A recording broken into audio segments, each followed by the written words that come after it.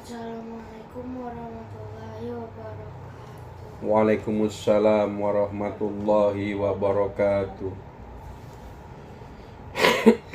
Hari ini saya akan membacakan kitab fikih yang berjudul Ahli Sunnah wal Jamaah, rangkuman Dr. A.D.F.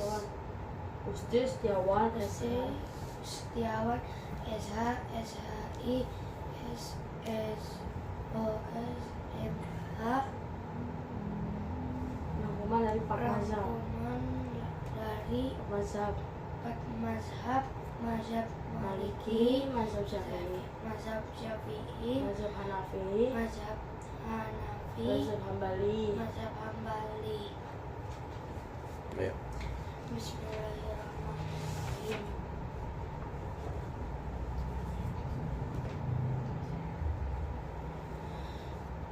Mekanisme pengkafanan jenazah.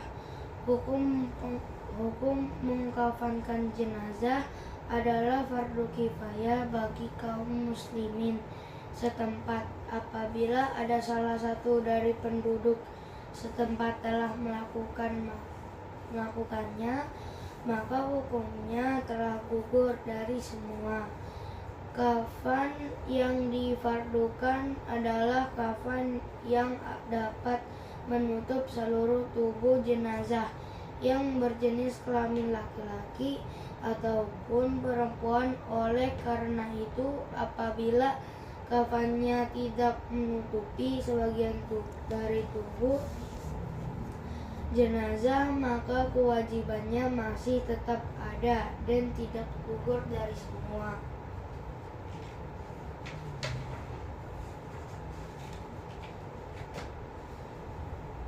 Kain kafan yang digunakan untuk menutup jenazah harus berasal dari hartanya sendiri, dan harta itu juga tidak boleh terikat dengan hal orang lain, misalnya harta yang digadaikan atau semacamnya.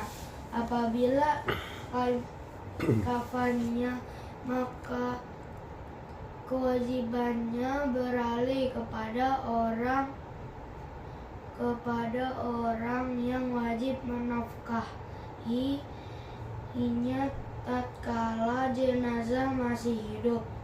Apabila seorang istri yang berkecukupan meninggal dunia, maka suami yang mampu diwajibkan untuk membelikan kain kafan untuknya.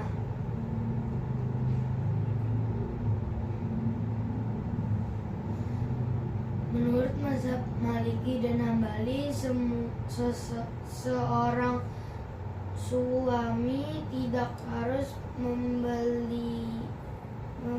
membelian kain kafan untuk istrinya meskipun istri itu tidak memiliki harta. Apabila orang yang wajib menafkahi ketika masih hidup tidak juga sanggup membelikan kewajiban, maka kewajiban itu beralih kepada Baitul Mal jika kaum muslimin memilikinya. Namun jika tidak, maka bagi kaum muslimin yang mampu diharuskan untuk mengumpulkan harta mereka untuk membelikan kain kafan itu.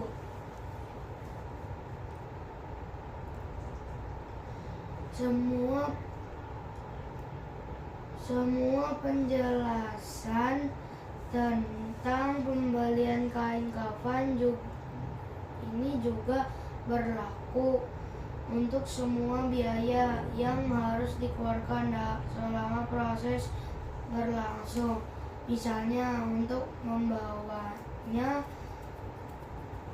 pemakaman, misalnya dengan menyewa mobil jenazah untuk lokasi pemakamannya, untuk meninggalkan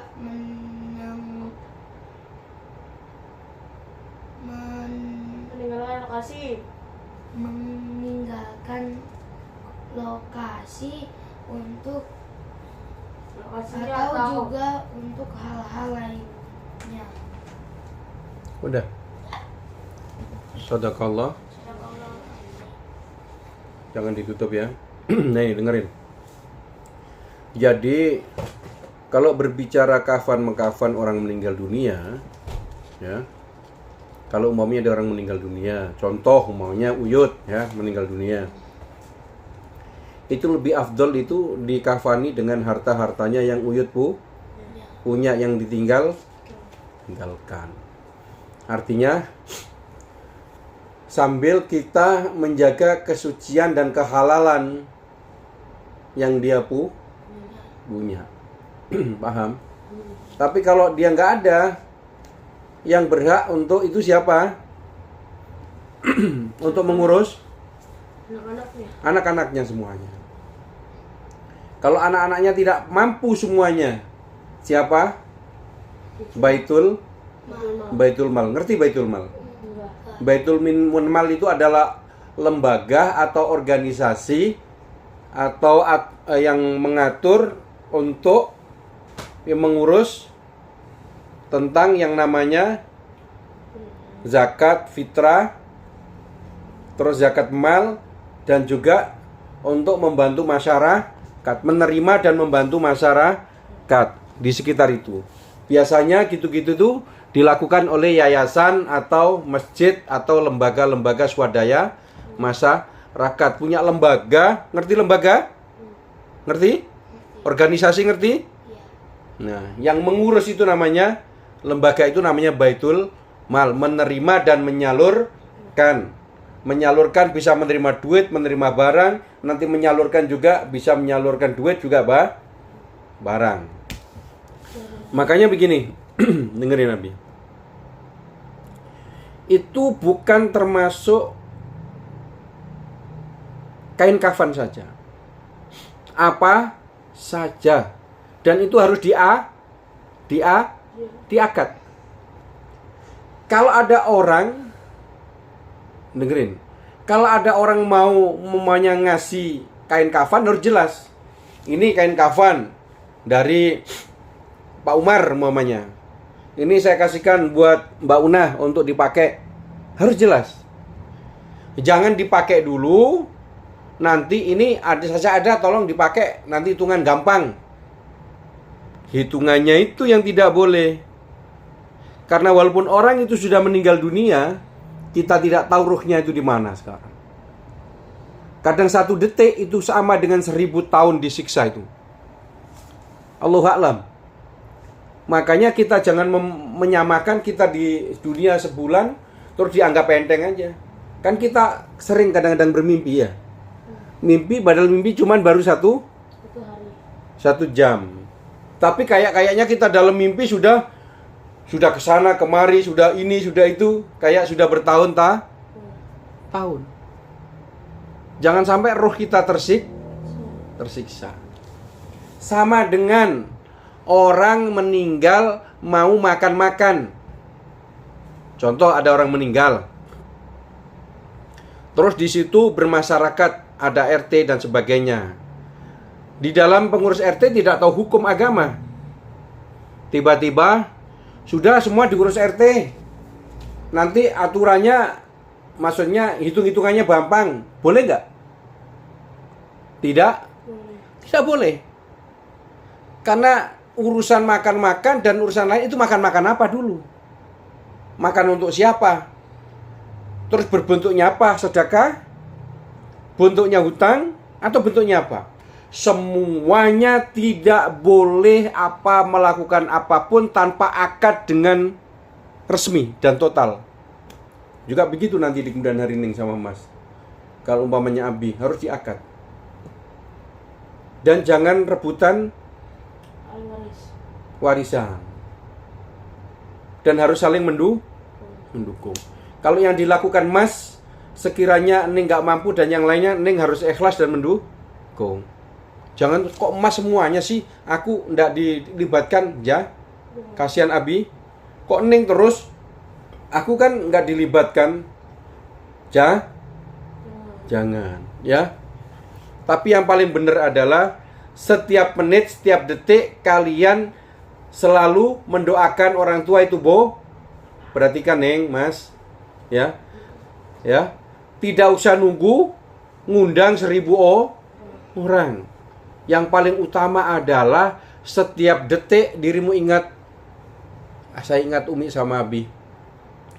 Ya Allah, saya baca Al-Fatihah untuk Umi sama Abi saya. Al-Fatihah. A'udzubillahi minasyaitonirrajim. Terus? Hah? Salah. Bismillahirrahmanirrahim. Salah. Gimana benarnya? Kan Nabi bilang buat Umi sama Abi Tuhan. Tolong kirimin. Oh ya, gini. Makanya saya bilang, Umi dan Abi. ya Allah, saya kirim Al-Fatihah kepada Engkau. Saya membaca Al-Fatihah untuk kepada ya benar, Neng. Secara ilmu tauhid, secara tata bahasa, Abi kurang sempurna tadi. Ya Allah, saya baca Al-Fatihah kepada Engkau. Semoga bila mana ada kebaikan dari Al-Fatihah yang saya baca, dan saya menjadi bagian daripada anak soleh dan soleha, manfaatnya semoga membawa kebahagiaan untuk Umi saya dan Abi saya. Jauhkan dari bencana dunia dan akhirat, jauhkan dari bala dunia dan akhirat, dan nanti kasih kebahagiaan di akhirat dan masuk surga bersama Rasulullah. Betul, Ning, tadi. Jadi bukan Umi dikirimi Fatihah, tapi kita baca Al-Fatihah kepada Allah. Manfaat dari Fatihah semoga membawa manfaat kepada, dengan izin Allah, kepada Umi dan Abi gitu. Iya. Neng masih ingat aja diajari sama Abi tentang masalah prosedur. Karena apa? Masa Umi dikirimi Al-Fatihah? Memang Umi punya kekuatan apa? Wong Umi manusia biasa. Abi juga. Iya, Abi memang punya kekuatan apa? Abi kan la haula wala quwata illa billah. Tiada daya dan upaya semua dari Allah. Makanya saya baca Al-Fatihah kepada Allah. Ya Allah, saya baca Al-Fatihah kepada Engkau, saya ikhlas. Semoga dari bacaan Al-Fatihah ini Engkau beri kasih sayang kepada Umi dan Abiku. Jangan nunggu ngundang 1000 orang. Pakai ini, pakai itu tidak penting. Tapi setiap dirimu duduk, dirimu ngantuk, dirimu mau tidur, dirimu selesai ngaji, selesai sholat, ingat, tek, langsung baca. Tek, langsung baca. Baca sebanyak-banyaknya boleh, baca semampunya, Bo. Mas, yang konsentrasi. Konsentrasi, faham? Faham? Nah, kembali kepada pengkafanan. Jadi segala sesuatu harus diakad. Khawatir nanti kalau tidak diakad kasihan almarhum. Jangan rebutan waktu kirim doa pakai fasilitas, umpamanya pakai nasi, pakai berkat, pakai apa. Jangan. Ya. Umpamanya dirimu sudah pakai berkat gitu tuh, namanya tahlilan, niatnya sedekah, sudah sedekah aja. Kalau memang habis gitu aja. Nggak usah khawatir, itu belum, kamu jangan ngambil 2, jangan ngambil 3. Makanya dibagi-bagi semuanya. Tapi selesai itu, sudah biar. Habis siapa yang kurang ya sudah, gimana lagi, sudah kurang. Yang gak kebagian ya tidak dikasih. Nanti kalau ada kita kah? Jangan sampai ini gak kebagian terus dirimu marah-marah karena ini ngambil 3. Jangan. Faham? Atau ngambil 10, jangan. Kan kita nggak tahu yang dimaksud Allah. Kadang menguji seseorang. Akhirnya seharusnya dia dapat manfaat, akhirnya mendapat bencana. Nggak gampang untuk menata diri ikhlas dan pasrah kepada Allah. Akhirnya doanya tadi tidak nyampe. Yang seharusnya didoakan sendiri, ya ayyuhalladzina amanu qu anfusakum wa ahlikum naro, gara-gara ngundang orang, akhirnya kontroversi, akhirnya tidak dapat doa yang diterima, yang makbul, akhirnya malah dapat siksa hasil kontroversi. Bener itu. Jangan sampai melakukan hal-hal kepada orang tuamu nanti menjadi kontroversi. Jangan merasa capek. Aduh capek aku kemarin tahlil, ngurusi tahlilnya mak, bapak, umi, abi, jabul. Kalau memang tidak mau capek, jangan bikin acara. Mendingan duitnya aja kasihkan orang semua. Ini sedekah masjid untuk umi, untuk abi. Enak nggak? Ngeluh nggak? Sering nggak diajari sama abi sedekah? Sering nggak? Serius nih? Sering nggak diajari nih sedekah? Sering. Faham? Faham? Oke. Demikian akhirul kalam. Semoga bermanfaat yang Abi sampaikan. Materi-materi di dalam fikih. Fikih apa? Ahli sunnah wal jamaah. Ya. Dan di situ rangkuman siapa? Ya, dan di situ menjelaskan pendapat-pendapat beberapa madhab, termasuk madhab Maliki, Hanafi, Syafi'i, Hambali. Mas sama Neng mengikuti mazhabnya siapa? Syafi'i. Neng? Nggak tahu. Gak apa-apa. Madhab siapapun gak ada masalah. Tidak usah rebutan madhab. Yang benar adalah bermadhab Syafi'i, tapi tidak melakukan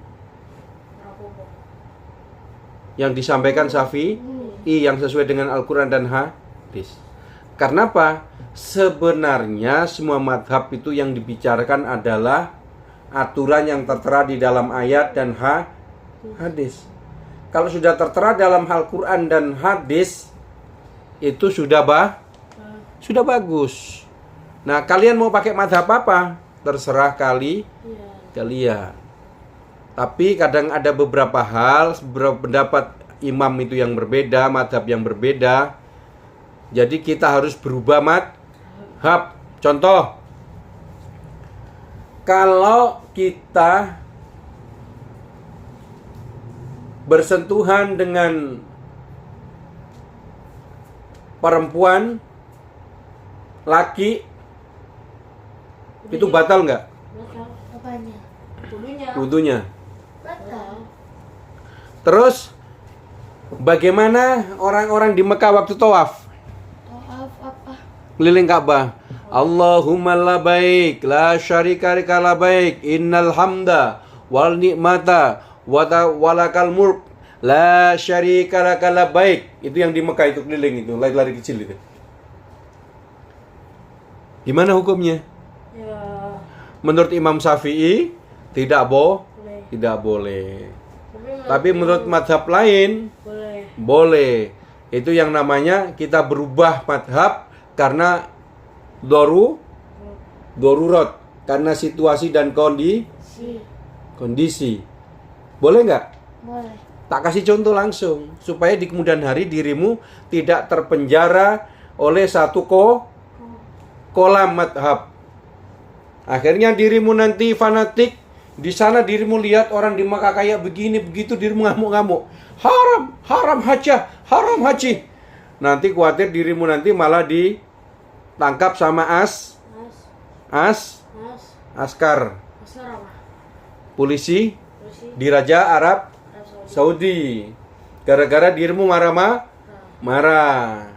Makanya dirimu harus paham yang namanya fikih itu ada beberapa pendapat, dan beberapa pendapat itu namanya madhab, dan dirimu harus menguasai semuanya supaya dirimu menghormati semuanya umat Islam. Yang penting di situ ada sebuah dalil. Betul, dasar boleh, dalil boleh. Yang betul adalah Dalil. karena ada dalil, yang betul adalah mas. Ya, paham? Sekali lagi saya tutup. Akhirul kalam, ihdinas siratal mustaqim. Wassalamualaikum warahmatullahi wabarakatuh.